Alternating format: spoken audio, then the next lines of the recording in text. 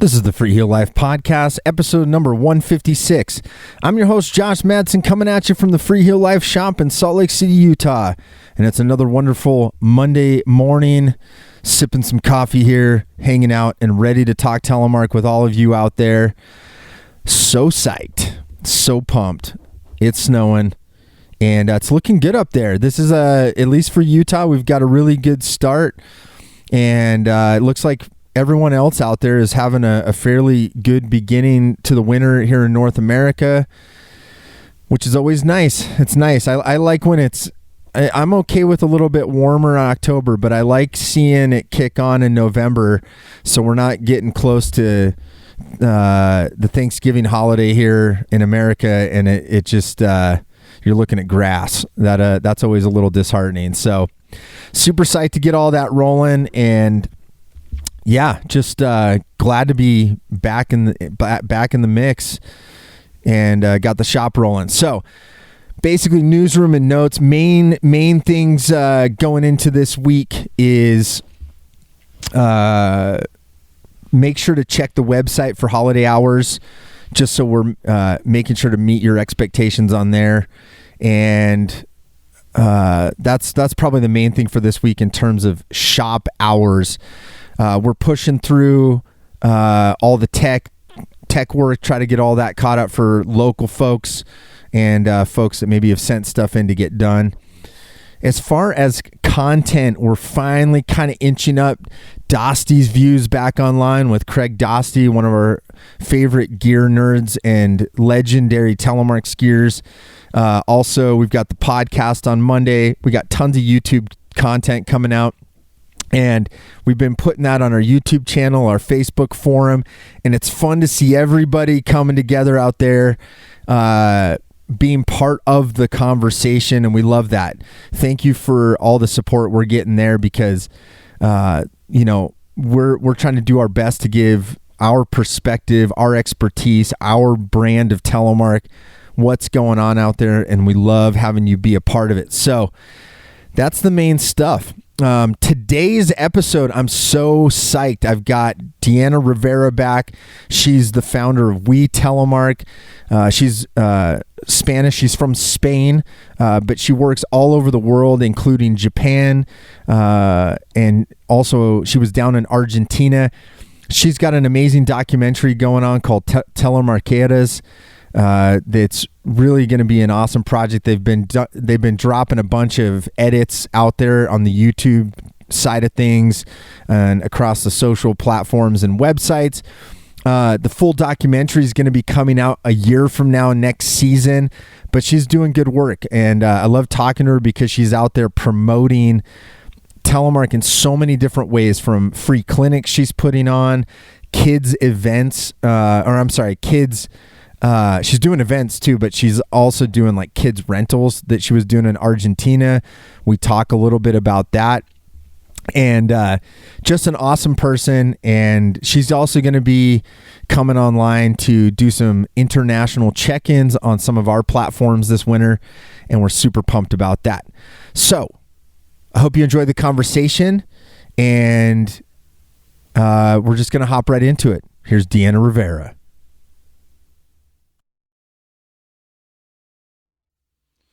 All right, Deanna, welcome back. How's it going? Hi, Josh. Good. I'm good. How are you doing? I'm doing well. Always good to have, you're one of the few guests that we've had for 2 times. So welcome back. That's awesome. Thank you very much, Josh. Yeah. So I wanted to, last time when we had you on the podcast, we kind of talked, more about how you got into telemark and what you've been up to, with traveling around the world, and kind of some of your past and whatnot. But yeah, I wanted to get you back on because you got a lot going on. You're like the telemark skier that never stops telemark skiing because you ski year round. So there's a lot to talk about much. Always. That's awesome. Yeah, I'm happy I am able to carry on doing double winter season so I can telemark. Yeah, how many double winters have you done in a row? Oh, now in a row, after the global situation, this is the second winter in a row. Okay. I had 2 summers. Is it weird to go back to only having winters? I thought about it while I was thinking about going to Argentina, but then it was like being at home, So no, it wasn't weird. Yeah. I guess, and you got a little bit. You're in Spain, right? Back in Spain right now, right? Yeah, right. Back in Spain. Yeah. How's the weather? Does it get very cold there? I guess probably up in the Pyrenees, but I guess where you're at, it's probably pretty mild weather, isn't it? So I'm in Granada, which is very hot in summer, but we actually have winters. There's a ski resort up here, like 30 km away, in the main range in Sierra Nevada, the Spanish Sierra Nevada. And it's where I started doing winter. So yeah, we usually have every winter it snows down in the city, maybe 1 or 2 days. The only thing I can say is that winter is coming here late. It's like, it feels like spring, to be honest. Wow, that's right. I spaced it. That you're in Granada. Yeah, that's awesome. So, yeah, it's we're actually having an early winter here. It's been really cold, but I know how that feels because we have a lot of winters where, yeah, it'll be like late November and you're still walking around in shorts, which is always strange. Yeah, pretty much that. It always gets cold at night time, but during the day, shorts and t-shirt. Yeah, crazy. Well, and so you're going to be you're waiting to go back to Japan for the season, correct?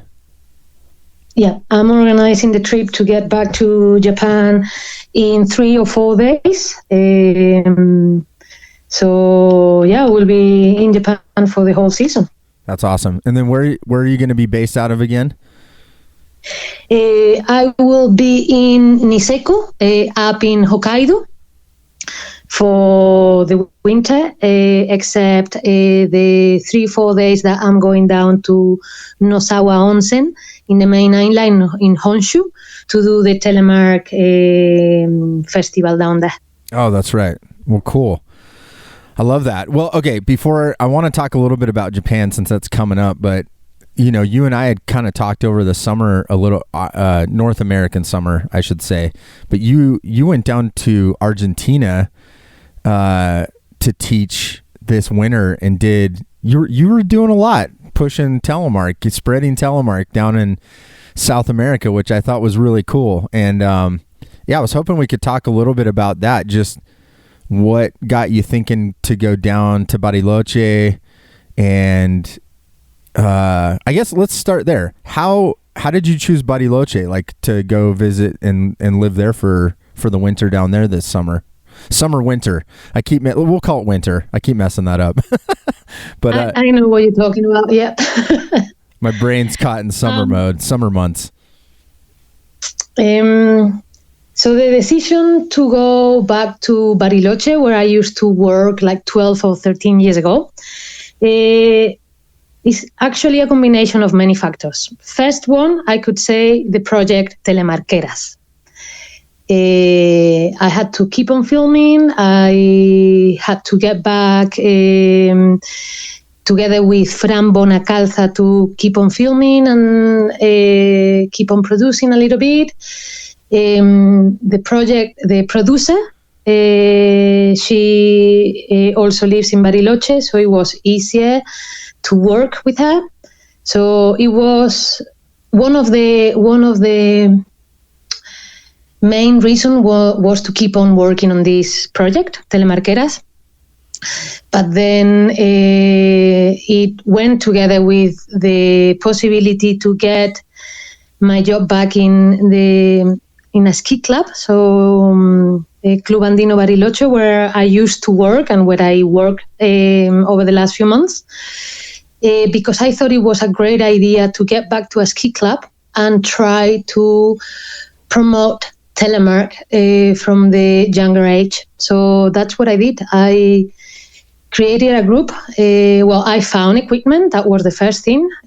Finding equipment, setting up the equipment, enough for 7. So we got 7 skis up and running, and boots, all second hands pretty much, but in good working condition. And I had the opportunity to teach 15 kids from 10 to 15 years old to telemark for the first time. A few of them, 7 of them actually, wanted to have a go a few more times. So with one of those groups, we did 4 days of telemark, full days, kids 11, 12 years old, moving around the entire mountain on telemark equipment during the full day.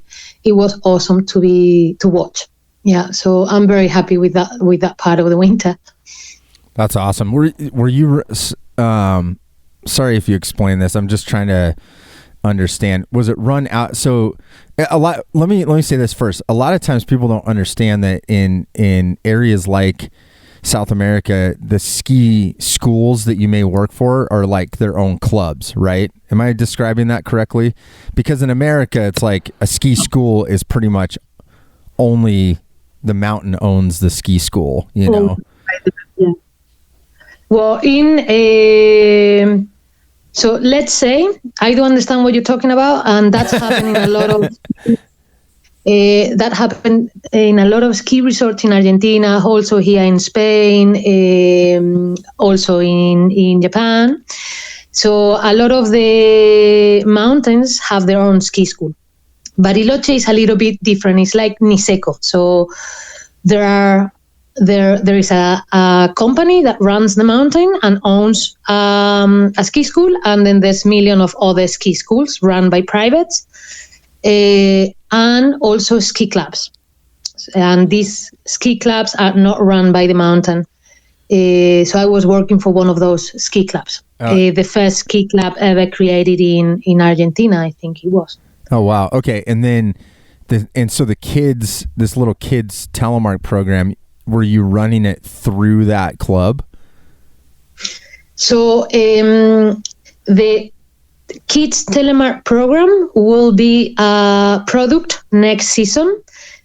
This season, I was trying to get telemark into Bariloche, into the ski club, into the brain of the parents and the kids. So we didn't have a group mainly for telemark this season.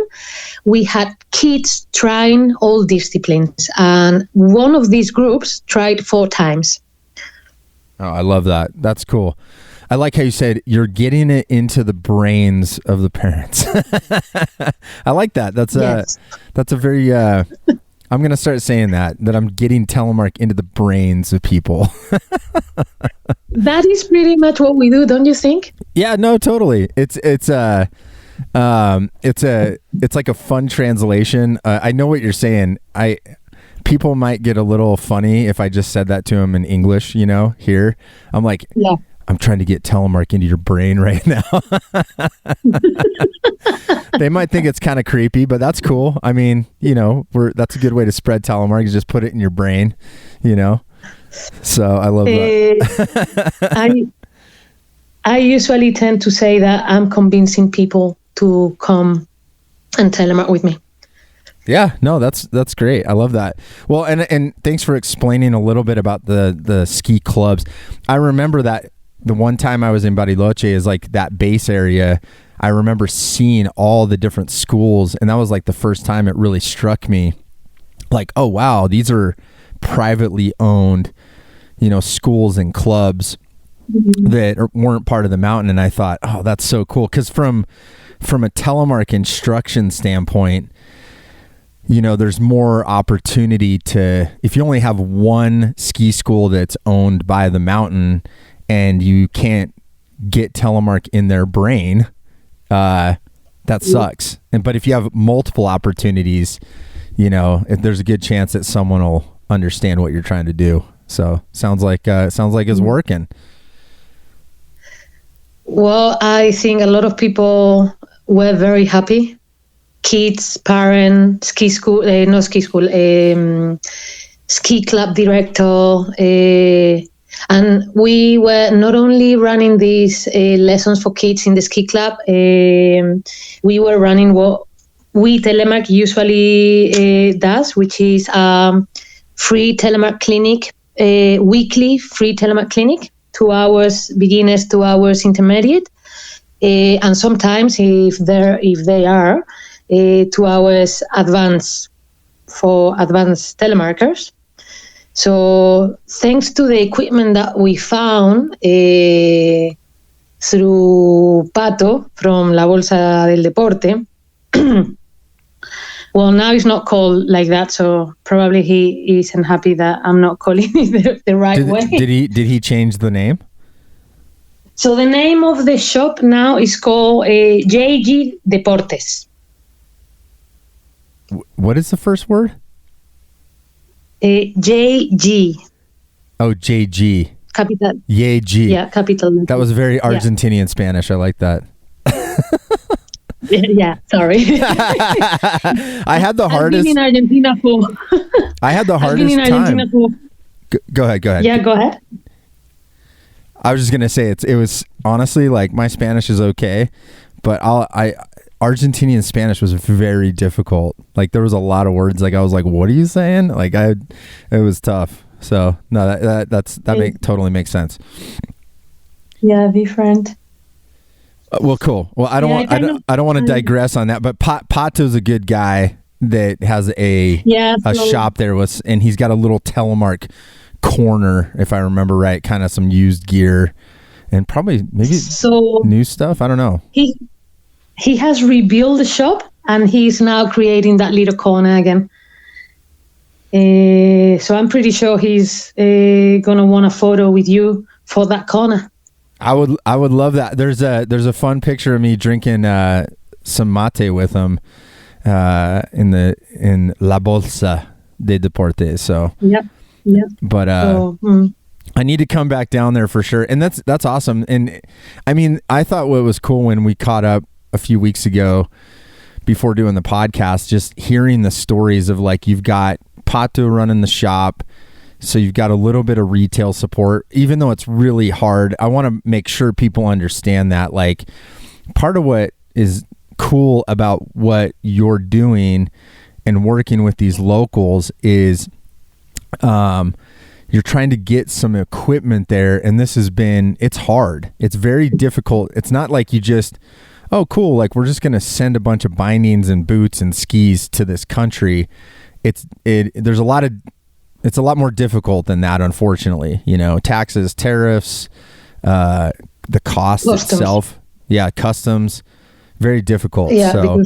because the product will stay there for years before it gets actually down to Bariloche. So it was, I always had this in mind. How would I be able to run the free telemark sessions? But then I got there and I said, you know what, I am gonna find equipment. So I talked to all of the local telemarkers. I told them all what I had in mind, and people started helping. Donating equipment, lending me boots for the season so I could add them to the pool of equipment so we could run the clinics. And then I met a lot of local telemarketers who were very excited having these sessions, weekly sessions. Pato didn't miss a single session, actually. He came to every single one. People from Esquel and San Martin, so other ski resorts around, they also came. They wanted to join all of the sessions. We got in touch also with the Snow Sport Association from Argentina, Adidas. We ran a clinic with them also. So the idea would be to keep on running a weekly session next year. To have this group of kids in the ski club telemarking, and to organize a tele event towards the end of the season sometime in September. And maybe you should come. That is tempting. that's I love that. I love that the community like came together to kind of help out too. That's awesome. I mean, that's got to help. That's got to feel good to you as well, because, you know, coming up with an idea is one thing, but coming up with an idea and trying to do everything yourself is difficult, you know? So having other people helping out with equipment and, you know, organizing that kind of thing, that's got to feel good. Yeah, I think it was beautiful what we created in just a few months. So what I'm curious, so now you've kind of got this little like organization going there. It sounds like there's plans to continue it moving forward, right? So are you planning on going back down for another endless winter? Yeah. Yes, that would be the idea, to get back down there sometime early May. The idea is to get down there early May, so I can get together with the producer team and finish the editing, what it will be the documentary, the Telemarkeras documentary, the second part of the project, and then be there in early winter to have everything organized for when the season starts. So we can start running teleclinics as soon as the ski resort open. Yeah, I love that. That's cool. I want to get into the Telemarketas conversation, but is anyone from that project going to Argentina with you then? You mean next season? Yeah. Sorry. So like in May, are there other Telemark skiers from the Telemarketas project? So there's one girl who actually is from Bariloche. Her name is Fran. Her edit came out today. So her name is Fran Bonacalza. You can watch it in the YouTube channel. When I'm talking about getting together with the editor crew, is because the producer is living in Bariloche, and the editor, one of the editors of the project, is from Bariloche.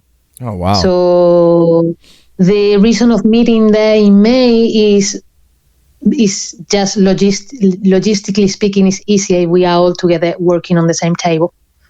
Oh, that's amazing. Okay. That makes way more sense. So you're going to be, for those of you that haven't listened to Deanna's first podcast that we did a while back, and learned about the Telemarketas project, or haven't seen it online, Deanna, can you kind of give us sort of a quick overview, just for those people that may not be familiar with the project, what it is and sort of where you're at with it right now? All right. Yeah. So actually I'm really happy to talk about this. I love because that. it has been what I've been doing for the past 2 years, basically. So Telemarkeras project is a documentary about women on telemark skis, women from all over the world. Ideally, I wanted to get a woman from each continent. So I wanted to have also one from Australia and another one from New Zealand, someone from Africa, but I wasn't able to coordinate everything and put it together. So we run the project with 5 women from different parts. So there's one from Argentina, one in the States, 2 based in Europe, and myself based in Japan or Argentina now. So the idea is to promote the sport through our stories. So we want to tell everything we do to be able to be on the mountains on Telemark skis every day, and what we do to promote this sport that we all love. Yeah, so this is pretty much the idea. So the project, Telemarketas project, is divided in two sections. So let's say section 1 is 3 trailers and 5 edits. The trailers are pretty much giving you an introduction of what it is. And the 5 edits is a presentation of the 5 main characters. So you will see them talking to the camera, and you will see them skiing with beautiful local music from here, from where I'm from, made specially for this project from a friend. And then the second part of the project, that is what we will be working on in May. It will be the documentary. So it will be the more extended explanation of what is Telemark, what do we do to promote it, and how we work on that promotion, and a few more details that we will be working on during this winter, Northern Hemisphere winter now. Oh, I love that. Yeah, it's a really cool. That's a really cool project that you got going on, and it's a really unique take on sort of exposing more people to telemark skiing. And obviously the women component, I think, is incredibly unique, and then even more so that they're from totally different places. And has that been fun for you to kind of get to know telemark skiers in these different areas? And like, have you noticed different cultural aspects of telemark skiing just from maybe where they live and how they got exposed to it? I'm kind of curious on that. So let me get back in time a little bit on the beginning of this project. We were not able to meet. None of the people involved in this project could meet. We could only do online phone calls. So I think this was a challenge, that we were all far apart from each other, and we were working on a project together, but from the distance. We have never had the chance to telemark, the 5 of us together. Not even two of the girls meeting and skiing and telemarking together until I got to Argentina. But before that, for 2 years, we weren't able to move, right? So answering your question, I didn't have the chance to ski with them during the past 2 years. The only one that I don't know personally is Beatrice from Switzerland. So I've never skied with her, but the other 3 girls, I know them from years ago, and I think Telemark kept us connected. With Kate, for example, I haven't seen her since, I don't know, maybe 2010 was the last time I saw her. Which one? Who was that? 2010? Kate Kunkova. Colburn. Kate, yeah, Colburn, yeah. Which is funny because when her edit came out the other day, I messaged you, and her husband is actually an old friend of mine from when I first started doing movies back in the day. And I was like, I texted him out of the blue and was like, hey, wait a second. I'm like, is this your wife? And he's like, oh yeah. He's like, I guess you two had skied together in New Zealand or something back in the day. Yeah, we used to work in New Zealand together. And at that time, she was already a telemarketer. I wasn't, because I couldn't find equipment. That was 2008. Wow. So she was one of my inspirations. I wanted to do what she was doing. I couldn't try her boots because my foot size is so small. So she has a huge feet, so I couldn't fit in there. So I couldn't try telemark at the time. But when I thought about this project, she came to my mind straight. Like, okay, I gotta contact her again. So because of this project, we are in touch again pretty much every week. I love that. And Pat, the husband, is the videographer. Oh, interesting. Wow. Yeah. That is so, what a small world, because they wouldn't have even been married when you guys met, I don't think. No, they met later. Yeah. Time, yeah. Because I met Pat, the husband, back in probably 2004, 2005, and we actually competed against each other on the East Coast in a Telemark slopestyle event. I didn't know that. Yeah, and then we ended up, like, I think he was supposed to film with my first film project on Lipstick Films, but I think he got injured or something. And then his cousin is actually was a really awesome early park telly guy too. So just a little weird history, but I couldn't believe that when I saw her last name, I was like, wait a second. I'm like, how do these two know? How does Deanna and Kate know each other? So it's really fun to see that even that little aspect of it.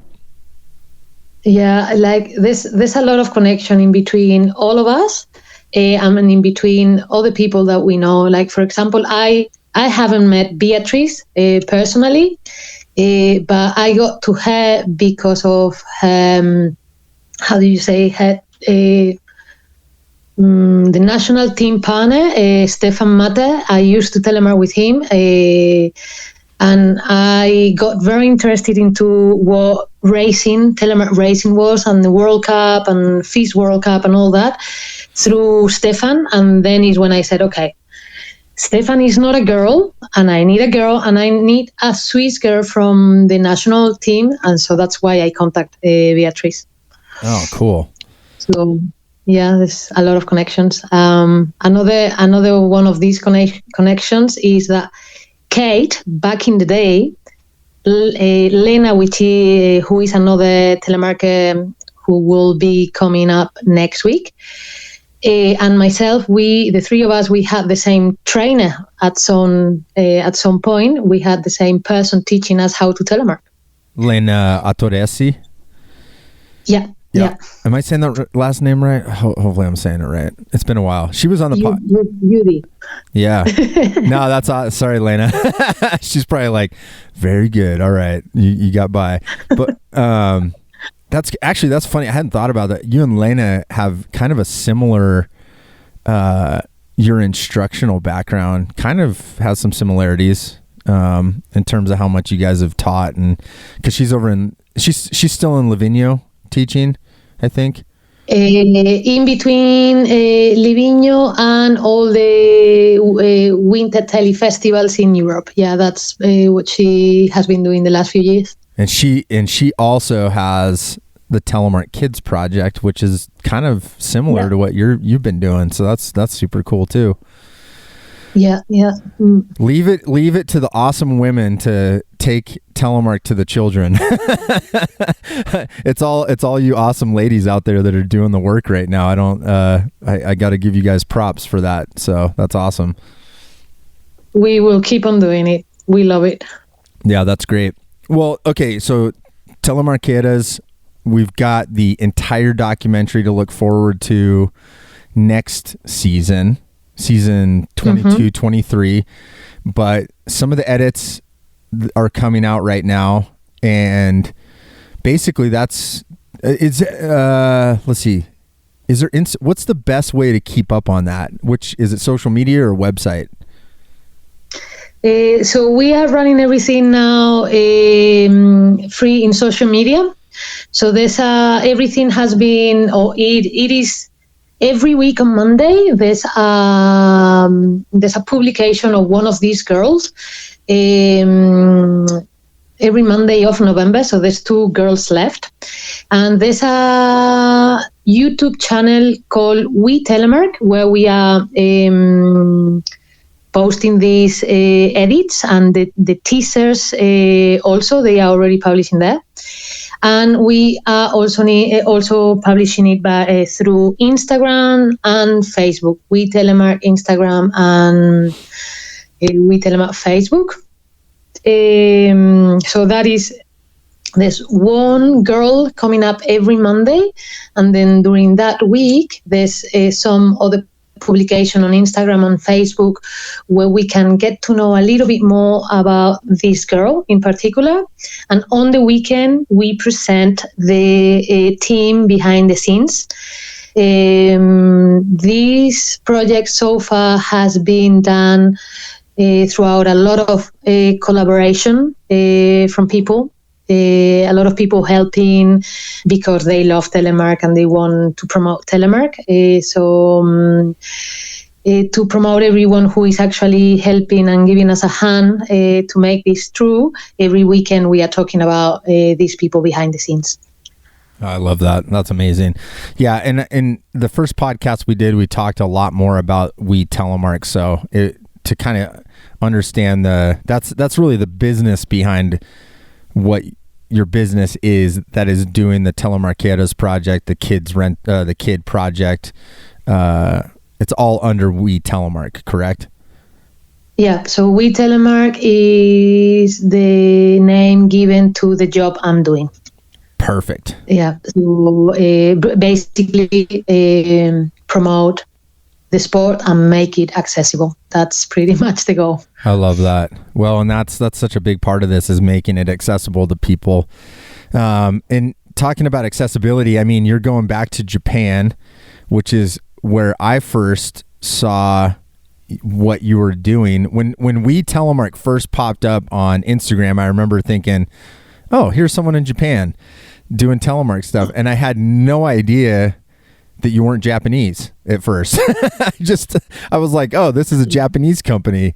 And then I find out that you're Spanish and you've been all over the world doing instruction. But that's where you're headed back to. And are you going to be doing your free clinics, or what kind of things can people look for in Niseko over this winter with We Telemark? What a great question. If you don't know all the answers, you can just tell me to stay tuned and we'll have you back on. So you let me know. We'll do that in some aspect for sure, because I don't have all the answers. But yeah, the idea is to keep on running one free clinic per week whenever that's possible, since it's looking like life is getting back to normal. So I'm going to be working again for a company, someone else's company, where I'm going to be instructing. This is another way for me to get into people's minds and tell them they need to Telemark. But so if we cannot run the tele session during the day, we will run them at night time, since Niseko Ski Resort is open from 8:30 to 7 p.m., 8:30 a.m. to 7 p.m. So we will run them at night time. And we also have the plan to have two Telemark festivals, one in Niseko and the other one in Nosawa Onsen. The one in Niseko is the World Telemark Day. And the Telemark Festival in Nosawa is a festival that lasts 2 days. We started it last season. It was epic. A lot of people that I didn't know came to the event. And they actually were the ones asking, can we do it over 2 days? That is not just 1 day. So this is called Telemark Psycho Nosawa. That Telemark Psycho in Nosawa is last weekend of January. We haven't confirmed yet because we're still waiting to know specific dates for the Chinese New Year that changes every year. So that's pretty much what we're gonna be running this winter. 3 clinics every week. These 2 telemark events, and we need to keep on working on Telemarkeras project. There's a lot to film and a lot to work. Yeah, that's a heavy load. So congratulations. Thank you. Yeah, that's a lot of work. I mean, doing one event a year is a lot. Doing weekly stuff with monthly events plus a film project, and working and instructing. I mean, that's yeah. If people are listening out there and they don't realize that's a lot of work, it's a lot of work. So a lot of props to you for doing all that. That's great. Thank you. Let's have a chat at the end of the winter. Yeah. And see how, yeah. Well, yeah, hopefully it gets cold and snows. I feel like Japan, and I don't want to jinx it because usually Hokkaido gets smashed with powder from I've never been there myself, which sucks, but the Japanese powder is no joke. You guys usually get it pretty deep. I think that's the reason I keep on going back. It does get hectic. It's beautiful. I don't think I've ever seen anything like that. Or ski snow like that. Telemarket is amazing. I actually learned how to telemark powder in there, or I'm still learning. So every time I do my tele lunge for my tele position, I disappear in the powder. I didn't even think about that because how tall are you? Tiny. Yeah, I was gonna say, yeah, you probably are like overhead most of the time in some of those deep days. Most of the time, and since I telemark pretty much all the time. Yeah, I love that. So yeah, the winter is not there yet. Season is changing. They usually get snow at the end of November, and until mid-December the winter is not there. Once the winter is there, the island changes completely for during 2-3 months, where you don't see the sun, when it's snowing every day. There's snow on the streets, there's snow everywhere. That usually happens from mid-December onward. Yeah. Wow. Well, I hope it's a deep one for sure, because there's nothing better than having a good season of powder. That's good. Mm-hmm. Yeah.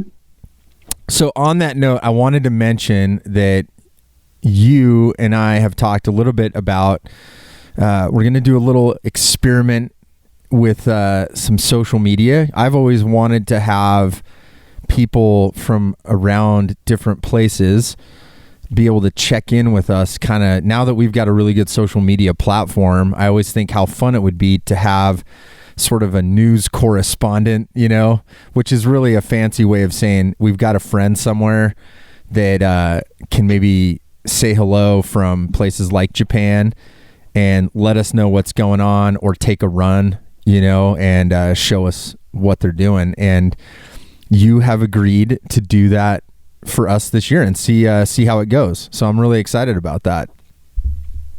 I am also very excited about that. Yeah. Can't wait. Yeah, it'll be cool. And I've thought about it because especially now that most of us have awesome phones that shoot awesome video, which is still crazy to me as the old guy. I'm like, oh, wow, we can literally shoot like cool little internet movies on our phone. All the young people are like, think I probably sound like a really, really old guy with that. But yeah, but we're going to have that a little check-in from Japan, and I'm excited. So if anybody else out there is listening and you might want to sort of be something like that, or maybe you see it once we start trying it and you're like, yeah, I'd love to check in from my local resort, let me know, because I'm going to start putting that together and we'll see how it goes. Just like everything else, we're going to experiment and see if it works or doesn't. And I think it'll work though. This is fairly easy. It's a lot easier than making a movie, as Deanna can explain. Little internet phone stuff is not hard. I think it's an awesome way. Telemark news from around the world. Yep, totally. Yeah, and I think maybe we'll have to get some of the Telemarketas girls and see if they're. And I would love to get Lena and some of these other girls. I don't know if I know everyone on there, but yeah, it'd be fun having a little movie check-in or check-in from where they live. Be sweet. Yeah, that is a great idea. I'm going to talk to them about it. For sure, there's a few of them who are going to be super keen to do it. And if everything goes great, 3 of the Telemarkeras will be together in Japan during a month. Ooh. So that will help a lot. Yeah. Pretty much everything. That's awesome. Yeah, it always helps when you're closer. I can't believe you're doing that with everyone in different places. That's not easy. So again, kudos to you for putting a project like that together, because it's hard enough as it is when you all live in the same place, but if you're not even in the same place, I mean, the logistics are a lot crazier with filming and editing. So plus I didn't have any idea 2 years ago, you know what I mean? So yes, I had an idea that it could be difficult, but I never thought it could be this difficult. Well, it's honestly a lot of really good things come out of people trying stuff that they don't know much about, because I think most people, if they understood how hard something really is, you might never try it. You might, but at least ignorance is bliss, right? I don't know if you know that phrase, but that's a...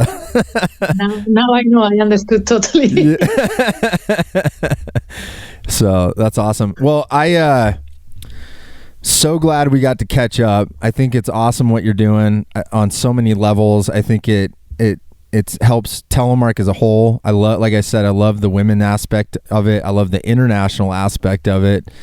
I love the kids aspect of what you're doing in Argentina and Japan. And I think all of us, including myself, can learn a lot from what you're doing and get inspired to spread Telemark in different ways and get out of our comfort zones and just try stuff. So I thank you so much for all you're doing out there. It doesn't go unnoticed. That's for sure. Well, thank you very much for saying that. Thank you for your time and for having me with you here. A pleasure. Yeah, always a pleasure. And for those of you, real quick, why don't you tell everybody again how they can find you on social media and how to stay up on the Telemarketas project? We Telemark on YouTube, Instagram, and Facebook. All the Telemarkeras project videos are being published in YouTube, We Telemark, and Facebook. And if you want to hit me up with a message, Instagram or Facebook work perfectly. I check it out every day. Awesome. You know what? We didn't get into it. I just remembered this month's issue of Backcountry Magazine in the United States. There is an amazing article that our good friend Craig Dostie wrote with Deanna about We Telemark, Telemarketas, all that. So be sure to pick up the latest issue of Backcountry Magazine to get all that info as well. And congratulations on that, by the way. That was a legit article that you and Dostie put together, and there's a sweet photo of you in there holding your equipment and stuff. That's very, very, very cool to see. Thank you very much. I was amazed when I read it, and I haven't stopped crying out of emotion. Oh, I love that. Well, yeah, beautiful. It is actually a beautiful article. That's awesome. Well, on that note too, is I believe 2 days after this comes out, I think the Dostie's View, which is Craig's program on our YouTube channel, I believe he's talking about you and Telemarketas again. So be sure to check that out on our YouTube channel next couple days. next couple of days. Thank you so much. I didn't know this. I would be checking out YouTube. I'll make sure to message it to you.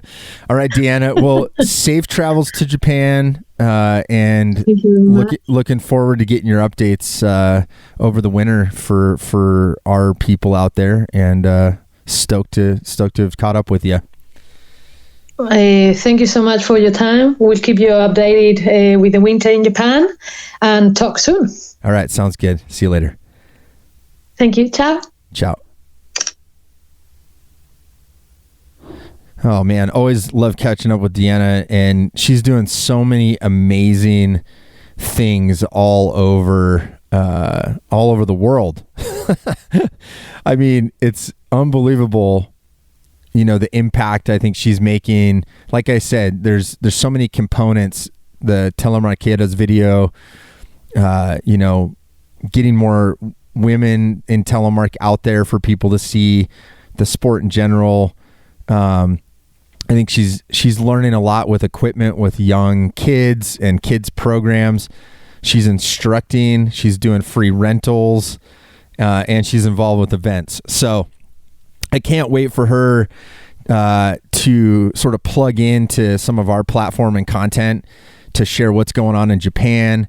And as we sort of experiment with that relationship of doing stuff remotely, I think it's going to be great because, we're so busy here sometimes. And I've thought for years, what a great way if we can start creating a way for people on our platform from all around the world to share what's going on in their zone that have a relationship directly with our business. I think that's awesome. So yeah, that's going to be a lot of fun. And I'm looking forward to seeing how that rolls this year and having a little bit of check-in from her. So be sure to check out the Dossie's view about her, and also some of those edits that they've been putting out on the We Telemark channel. As always, if you want to find out more about us and stay in weekly contact, we've got our mailing list. It's in the show notes. Please sign up. It's a great way to stay in touch with us directly without having to go scroll on your phone and do the social media stuff constantly, although we like that as well. But the mailing list is in the show notes. You can connect with me directly on social media if you're on Instagram at Josh No Madsen, as well as Facebook. And I'm also in our Facebook forum every week, dropping new content, commenting on stuff, as well as the YouTube channel. I'm super active on there as well. So I'd love for you to be a part of that. And as always, thanks for shopping at freeheellife.com. We got tons of new merchandise. We've got lots of restock on the Volet skis bindings, 22 bindings, in wild Majo bindings, and to be determined. But we should know more about boots this week, and we will be letting you know. Email us at customerservice@freeheellife.com. That hooks you up with the crew, and we appreciate all your patience. We are a lean and mean and small crew, and we try to be the best. But be patient with us. We're a small group. This isn't as big as you think it is sometimes. So thank you for your patience, and thank you for your support. You got comments about the episode, hit me up, podcast@freeheellife.com. Brothers and sisters of the turn, much love. I'll see you next Monday. And until then, spread telemark always. Peace.